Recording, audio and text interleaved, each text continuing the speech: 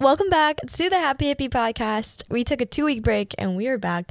My name is Amanda McCormack. I am the host of this show. This show is all about exploring different areas in life, so all the holistic areas that you can add happiness into your life, whether that be talking about fitness, mindset, going into just life lessons, supplements. We go into everything that you can add into your life to make you a better person mentally, physically, and spiritually. So Happy New Year. I decided not to post 2 weeks of episodes. I was going to, and then I realized I truly haven't actually taken a break in months from posting, even if I sometimes kind of make episodes all at once. I usually don't. Most of the time, it would be smart of me to like batch episodes, but whenever I get hit with inspiration, I try to sit down and record, and that's usually when I do make episodes, which this episode is kind of like that. So I said, I have to post something for the new year. Usually podcasts drop on Monday, and I felt pressured because Christmas and New Year's were both on a Monday. And I was going to put out an episode, but then I noticed I was getting too hard on myself about it. So I said, you know what?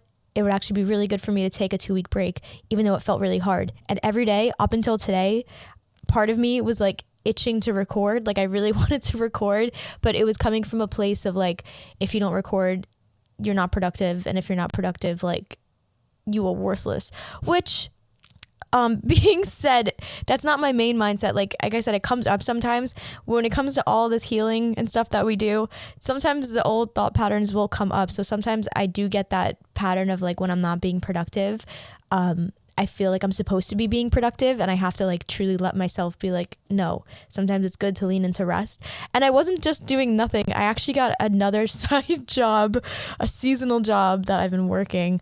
So I don't know what tally that is on my hand on the jobs I have, but not a brag. Like I literally, I need it. So yeah, it's very physical what I'm doing. And I have been doing a lot of shifts with that besides my other business and then my marketing and then my freelance. So I said, you know what? I think it's good to take a break from the podcast for 2 weeks, because creating from that state, I'd feel like I was forcing it. And I came up with this episode idea, and I sat down to record about 10 minutes ago, and I actually got hit with a different episode idea, and that's what we're going through with. So my original intention of this episode was to give you like my favorite wellness takeaways from the past year, like things I integrated into my life, like whether it be a product, routine, a type of supplement, things like that. I still might record it. I think I will record that episode, and maybe that will be next week's episode. But when I sat down to record, it felt more like I wanted to talk about things that weren't tangible, because I thought about it. I actually started this podcast a year ago. My first episode dropped either right before New Year's or right after New Year's. You know what? I'm going to look it up on my phone as I'm talking. But it's been about a year, and I wanted to start the podcast way before I actually did. And I held out for so long because I felt like I wasn't ready. And something we're going to talk about in the episode, but I felt like I wasn't ready to do it. And actually, you know what? Let me explain. I felt like I wasn't ready to do it. And then I just put out an episode, which was kind of like a recap, because I felt like New Year's was a really good time to talk about the things I learned in 2022. So that episode is actually up. But the thing was, in July, all of my episodes got deleted. I don't think I ever spoke about that on the show, but basically I was using 2 different platforms to upload onto Spotify, and I had to make a new account. It was a long story. And when I deleted the old account, it actually pulled all my episodes off Spotify. So the latest episode that, like my first episode says July 24th was when I uploaded it, but that's actually was a very sad day for me because I thought I lost my entire podcast, but I didn't. And it's top 10 lessons and habits I'm taking with me into 2023. So I might share that on my story when I post this episode if you want to maybe see, or I'll listen to it and see if I've evolved or if there's anything that you can take that I posted last year. But I figured, why don't I do an episode that's very similar and talk about my top lessons, the things I've learned, the things that have helped me mindset wise, because this has been a crazy year. Like I made this podcast in December, and then basically January was the start of like my craziest adventure I think I've had on earth, where I picked up and decided to work in Hawaii for like a month. Ended up staying almost the entire year, going back and forth, and then ended up getting jobs out there, meeting people, and going through really crazy things. So I figured, why don't I share some of the lessons that I learned as a soul? And I feel like I'm in such a good place in my life right now. Not that I was in a bad place last year or anything, but I did go up and down a lot, and sometimes my mindset would shift into like, like victimizing myself and feeling bad, or like being angry. And how I kind of came out of that whenever those things would come up, and my biggest lessons I've learned.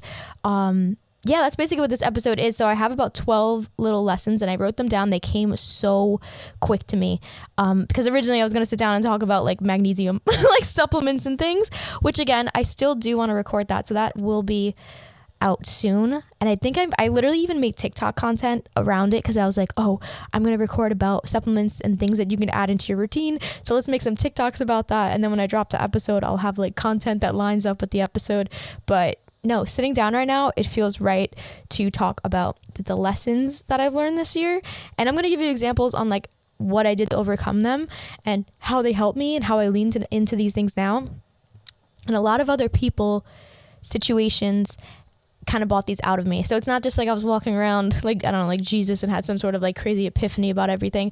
I had a lot of people come into my life and a lot of situations that I feel like kind of shaped me like I was clay, and they kind of like molded me into like becoming the person I am now. So shout out to everyone I met this year, and shout out to the good and bad and cool situations I've gotten into and everything, because they definitely are the things that gave me the insight. And some of the insight, I feel like maybe I picked up some things, let's say like in February and March, and they really didn't integrate until like July, or like I thought of some things in July and now I feel like they finally integrated. So I'm going to explain the 12 lessons I learned this year and how they can help you in your life. Some of them are about like speaking up, examples on how to like go for things that you want in life, and I don't know, just like honoring yourself and being kind to yourself and other people and all that stuff. So we're going to get into it. I'm going to go through the 12 lessons. Maybe something else will come up along the way, but I have 12 in my notes that I learned this year that really created this amazing dream year that I've had out of like nothing.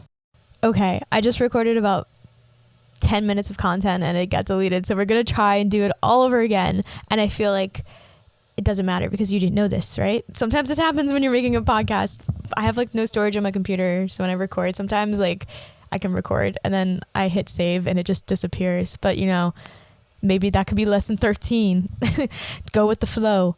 But my first thing I wanted to talk about, I have like several different titles for it, but it's all about just putting yourself out there in some form or way, because this is the earliest lesson I could dig up from my past year. In January, what I would say, I wasn't like down bad or anything, but I did feel a little lost, and it came from this sense of like the past few years building up. Basically what happened, my life story in one sentence: when I went to school, I went for my master's in 2020. COVID happened, so it was digital, and I just found it was really hard for me to try to like get myself in the workforce. Like I didn't know how to do it. Everything was digital. Maybe some people who like went to school around that time can relate, but I felt like since I didn't get my job, I didn't go for a job in 2019 like most of the people my age did. I went straight into my master's program, and then after that I just felt like it was really hard for me to get into the job force. Like I kept applying for jobs and they just like wouldn't take me, and not like a victim standpoint, I wasn't doing my applications good, or maybe those things weren't aligned with me, but I wasn't getting a job, and I already was a personal trainer on the side, and I ended up working for 3 gyms at once, and I was just like I loved working in the gyms, and I feel like that they shaped me and they kind of helped me bring this content to life. So I do look at it now from a point of like, that's kind of how life needed to go. But at the time, I feel like I carried this sense of like, I don't know, like just like self-worth was like kind of low, in the sense I felt like I was doing it wrong and that I was supposed to be doing something else or something better, in the sense like everybody around me had like 9-to-5s, and I never really wanted one, but I still felt wrong because I wasn't doing that. And I feel like from 2020 to like 2022, it kind of like it just stayed in me subconsciously, that feeling of like, ugh. So when I actually quit my gym job, I quit my gym job in like July of 2020, I think. So then July of 2022 into January of 2023. God, this is confusing, isn't it? Last summer into the winter, I quit my in-person job. I did run my own business. I still do on the side.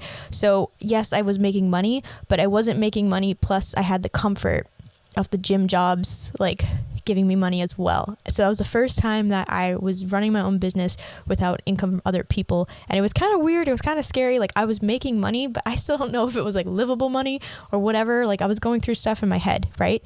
This is what made me kind of take the leap of faith to try something else in January, which was me going to Hawaii, and ended up down this whole thing. It was supposed to be like a work trade where I thought I was going to be like helping grow crops and teach yoga, and it ended up becoming a crazy thing that like wasn't that entirely. And I still work for them, and I'm back and forth in Hawaii all the time now because of this, because of me just taking this weird leap of faith and kind of like putting myself out there is the reasoning all of this happened. So I feel like that's the first thing I wanted to talk about since this happened in January. I do have an episode with my friend Kate. If you haven't listened to it, it is an episode all about Hawaii and all about how I got there. We ask each other questions and things like that. So if you want more in depth on my Hawaii story and what I actually did, I do have that episode up. I believe it's like 19 or 20 episode title, so you can go scroll and check. But the gist of it is, I knew I wanted to do a work trade in the sense that I seen it online all the time. I ended up joining Yoga Trades website, World Packers, and even Wolf, which is like farming. So I ended up joining those organizations, wanting to do a work trade at some point. And finally, I was just like, let's just take the leap. Let's just do it. Like I really wanted to go. I had one friend who kind of was gonna go to Hawaii at that time. So I was like, F it, let's do it. If you travel a lot and you know the travel community, it's like you can text anybody that travels, and they're like, you could be like, you want to go here, and then somehow you'll plan it out. It'll probably be like stingy and cheap and down the line, but like you'll probably plan it out. And that's what my friend was. He was like, I'm gonna go to Hawaii in January, and I was like, oh well, now that someone else is going, it kind of made me like nudge a little bit to do it. But then he ended up kind of canceling, and then I ended up booking a flight to Hawaii by myself, and I had no plans, and I was like, oh my God. So the point is, I ended up in the position I am in now because I just started messaging random places. I was like looking at people who did work trades, and I was messaging them, and I was just taking a leap of faith, which makes me uncomfortable because like, you know how it is when you send a text and then you turn your phone over because you don't want to see it. Like that's what I was doing. I was like afraid, but I would still message people.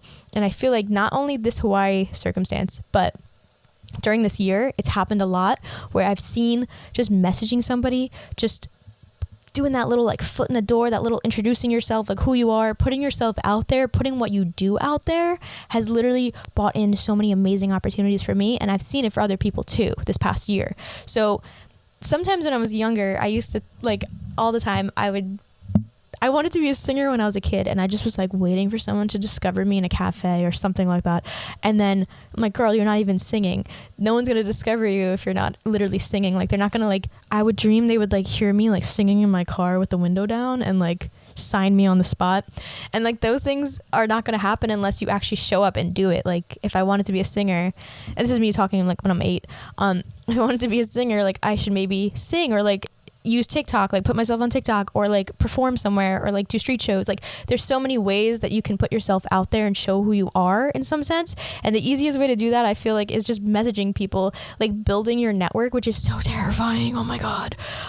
Like I hate messaging people, but I found that this year, just me doing that and showing up and taking the leap and being confident in what I have and who I am, and just like reaching out to people and saying that, people can use like your skills, and who you are is actually worth a lot in the real world. And I feel like this isn't a lesson that I had, but like I said, my worth was based on the fact that like I didn't have a 9-to-5, but I noticed this past year I was able to use so many skills that I have, and it made me like feel even like more confident in myself and who I am, because yeah, these aren't skills that like I had to have because of a degree. Like I was able to do a bunch of things, like I was fast at this or good at this, and it's like it helped people in the jobs I had, and it gave me another sense of self-worth. So that was a little takeaway from this point, but the main point is putting yourself out there and just like sending the message, or like send the inquiry. Like the worst thing people can say is no, and I heard that a very, very long time ago, and I still couldn't get myself to like speak up sometimes,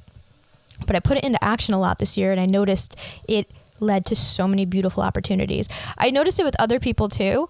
One thing that's really cool, and it came from a conversation, was I run my job's Instagram, and actually one of my current friends. We became friends because she reached out to the place I work at where I run the Instagram, and we kind of like set up an exchange. So she did like a market exchange for the place I stayed at. So she was able to come for a few days and help like create content.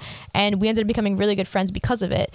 And she also made other connections with other people and now has connections with this place, all because she like just messaged us, you know? So I find that it sounds so scary sometimes to think about, but just putting yourself out there with a message, or putting yourself out there, making an account, showing up, putting the title that you're avoiding in your bio, or just like referring to yourself as somebody that enjoys this when you talk about yourself, like just putting yourself out there in the category you want to be in, or taking the step and just messaging someone, or applying, or doing this, even though if it seems far-fetched, just try it, because like the worst thing that can happen is it's just that a lot of beautiful things in life happen when you take that step. It may seem small, like messaging somebody or just showing up in a different way, making an account, posting that first video, doing the thing that sounds scary might actually change your entire life. So sometime in this next year, make that a goal to at least try putting yourself out there, messaging a person.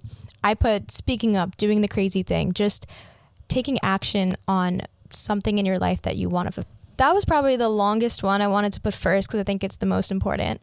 The second one on my list is start the task even if you don't think you're ready, because there's been a lot of times where I've noticed this lesson in particular, from doing it, I've learned things, and from not doing that, I've learned things. So starting a task when you don't think you're ready. This is for anybody who's like a perfectionist, a people pleaser, or if you're just trying to like, I don't know, perfect your image in a way. Sometimes I feel like that comes up in a way. I have done a few things this year where I felt I wasn't ready and I just started it, and I'm very thankful that I did. And I've also noticed there's been times where I kept telling myself, oh, I'll start this when I have more pictures up. I'll start this when my content goes back, like my following goes up. Even in my work, I noticed I was doing it a little bit. I run some Instagram pages for different people, and I was like, oh, okay, I'll post this once this is here, or we have this person doing that.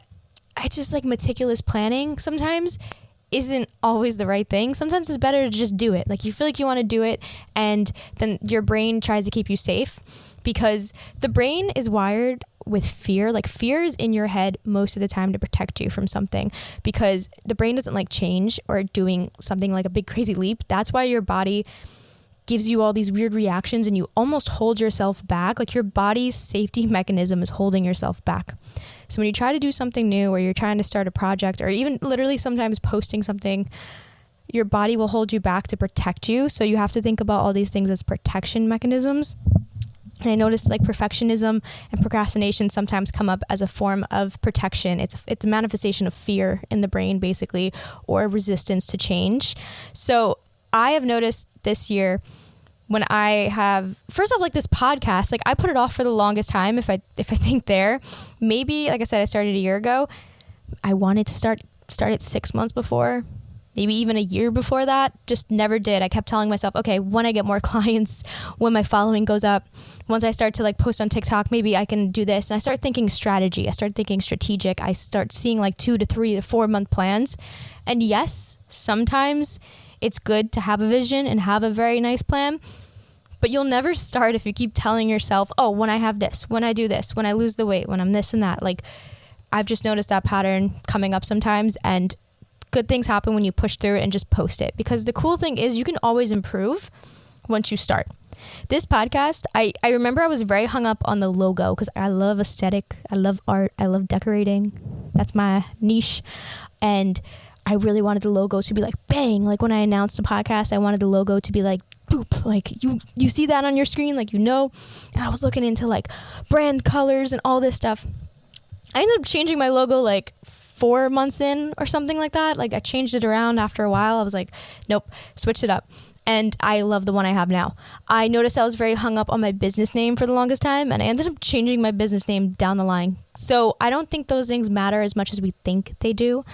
And this is coming from someone who constantly has thought this in the past. So I still I've noticed myself still putting off things because I want to have like the best entry or like the best like way to do it. And sometimes just doing it and getting the ball rolling, you can course correct as you go. And I've noticed with my job, that's been something that when I just start a project or I just start slowly posting a new type of thing or start a new type of like research, it's fine. Once I get started, it's actually not as bad. And sometimes when I get started, I realize, oh, I actually want something completely different.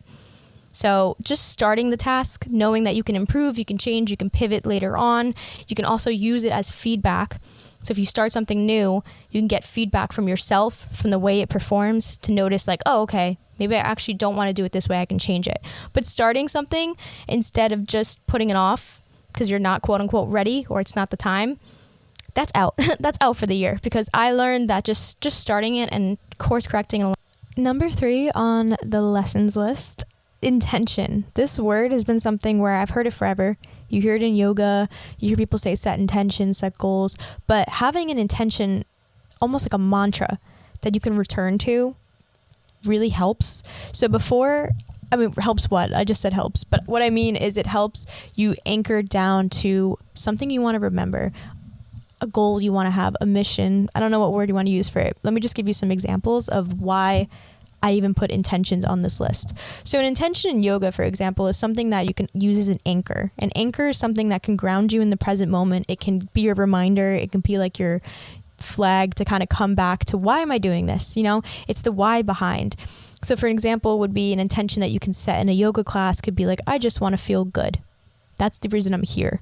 So while you're doing your yoga class, you start to do, let's say like warrior poses, and your legs start burning, and then you feel like you're not as flexible and you actually can't move your hand as low as the other people in the room, and you're starting to feel like that negative self-talk come up, and you can use your intention as an anchor where you hear your mind talking all this negative self-talk. Oh my gosh, I'm not as flexible. I shouldn't be here, blah, blah, blah.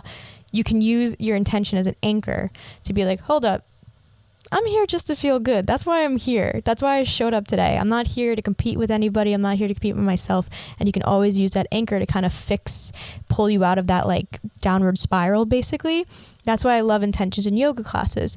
So I've been acquainted with them, and I really did lean into them in yoga classes in the past year or so. But taking that intention and using it in everyday situations is something I really like doing lately, because it reminds me to speak up. And I find when I journal and I write my intention for the day in my journal, it's easier for me to kind of bring it with me during the day. So I did an Instagram post about this, but one thing I've been leaning into is like, I deserve to take up space, because I notice sometimes I'll play small, but if I keep my intention for the day to be like, I'm going to be as authentic as I can, and I want to take up space. Like, I'm going to take up my space. And I'll notice myself at the gym, you know, looking down when I'm walking, because I don't want to make eye contact with people, because, you know, part of me feels like a little scared to be like in a section with all these like big dudes or something. I'll come back to my anchor and be like, no, I deserve to take up space. And then I'll walk with my head high.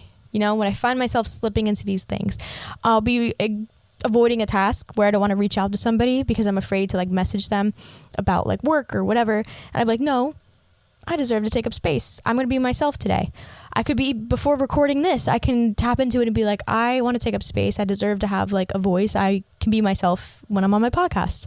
So it's like coming back to an intention, you know, during your day. And it's really helped me like get things done. It's really helped me stay true to what I want to do, my goals, whatever. You can use it to be compassionate about yourself, like the example I gave about the negative thoughts in your head at yoga. You can use it during your day when you find yourself slipping into negative, let's say, like self-esteem, body image. If you're noticing you're pointing out these flaws about yourself every time you see yourself in a mirror, you can always kind of come back. Once you're in it, like in that voice in your head, you could be like, no, I'm comfortable in my body, and like kind of come back to it, you know? So I've been really leaning into intentions this year. And I find that they really help redirect you, remind you what you're doing, kind of stay on course with your goals, your visions, your truth. And yeah, intentions, taking them off the mat and bringing them into your real life day to day is something that like even today I had this intention and I got like 4 things done on my to-do list that I feel like I've used to almost talk myself out of doing, but I like snapped back into it and was like, no. We're going to do this. We're going to do that because this is my intention and I deserve to take up space. I deserve to show up. I deserve to like whatever. So intention setting is something that I wanted to add on. This next one, I think I spoke about this in some of my earlier episodes, but viewing people as children has helped me be very compassionate to adults, hold space for people, and understand things. So what I mean by that is when someone's annoying you, remembering that they were a child once, and that a lot of the time the things that they do are the way they acted as a child. So like, this is gonna be flat out, I'm gonna just say it because I doubt she's on the internet. I worked with this old woman. If you know who I'm talking about, you know who I'm talking about. I worked with this old woman and she was so mean, like flat out, like I'm not even gonna beat around the bush, like she was mean. And anytime she would like kind of have an outburst and would be rude to me or other people and I was witnessing it, I had to like remember, I was like, okay, this is her, like it's not taking things personally as well, is what I mean by looking at them as a child, is like this person went through their own life, have their own issues, and the way that they're reacting is almost like a child, the way they would react in their childhood. So sometimes when I'm like really annoyed at people, I see them as like a wounded child, not like in a pity way, but it makes me like feel compassionate. It gives me a moment to pause, and then I don't react like I'm like it's an old lady, like I'm reacting like, oh, that's somebody that like, this is definitely some sort of response from the things they went through in their life. And you know, if I see them as a child, it also makes me more compassionate when I speak to them.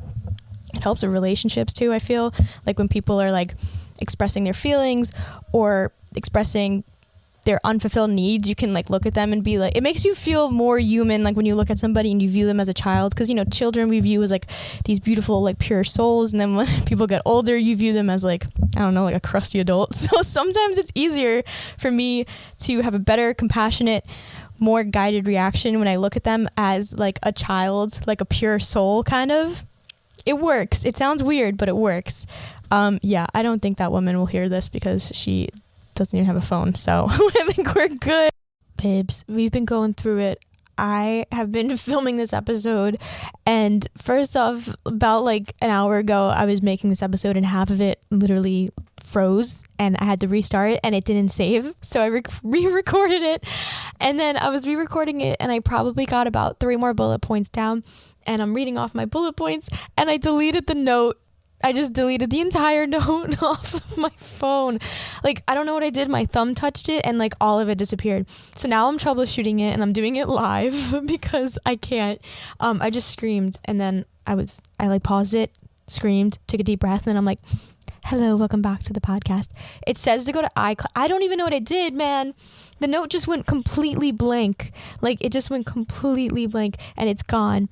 And it said to go to iCloud.com and try to get it back. If not, I'll have to like make up the rest of the episode because like, yeah, these came from my head, but I wrote them down because I have ADD and it's just not good. Okay, let's see.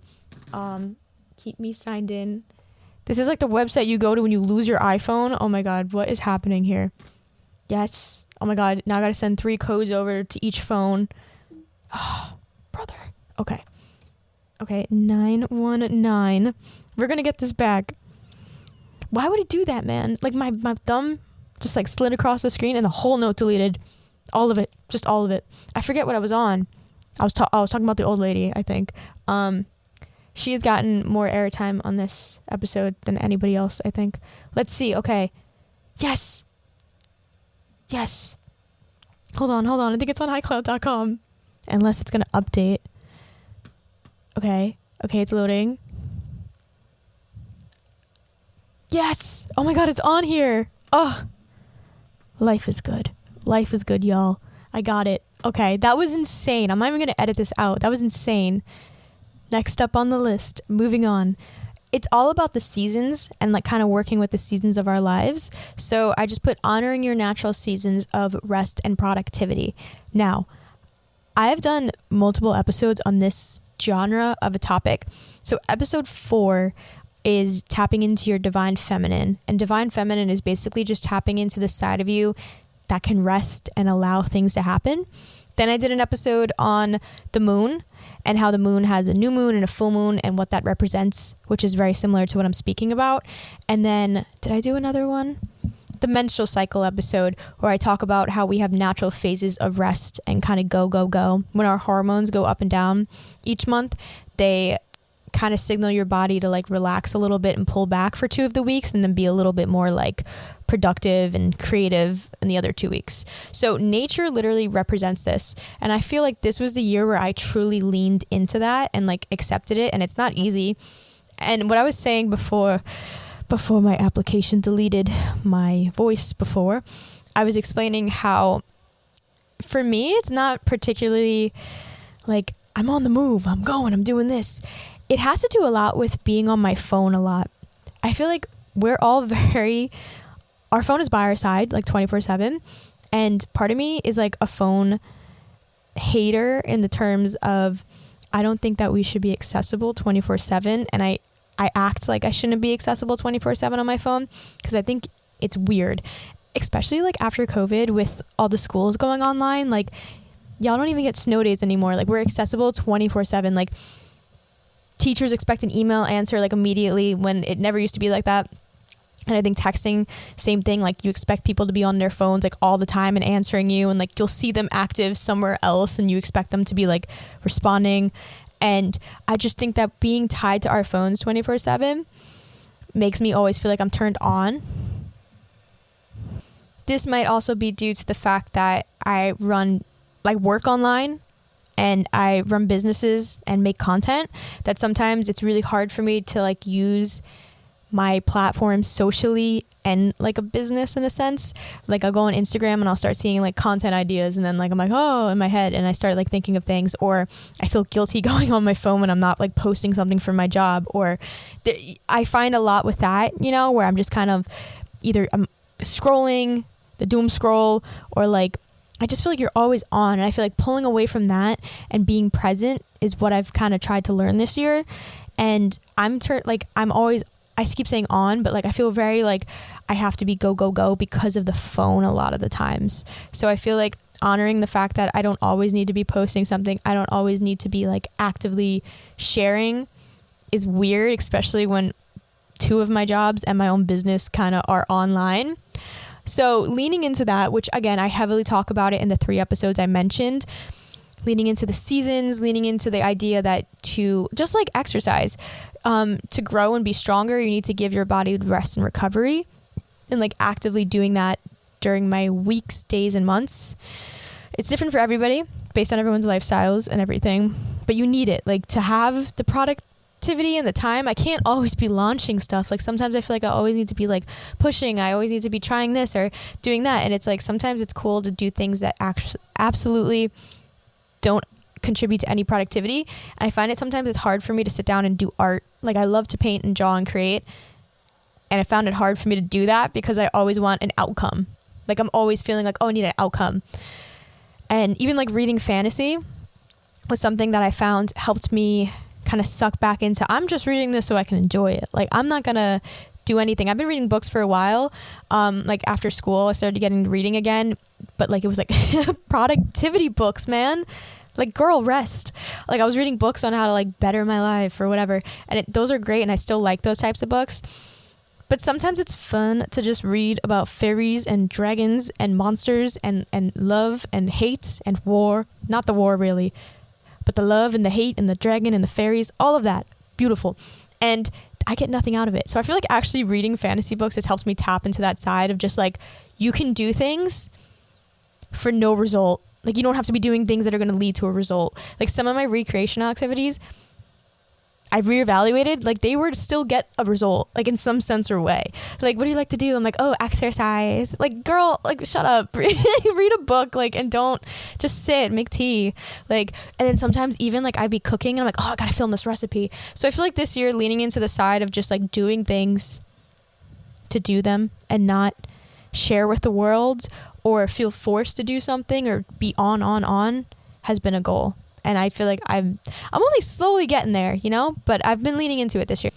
Okay, next up, this one's just like a fun little tidbit of something I loved this year and a lesson from it. I loved leaning into my like fun, flirty, feminine side, like wearing flowy clothing and like trying out a static dance this year, and just like leaning into that and leaning into like my art and all of that, but like my expression and what I enjoy, and just like putting that in the world has been so fun. So I don't know exactly what this would be.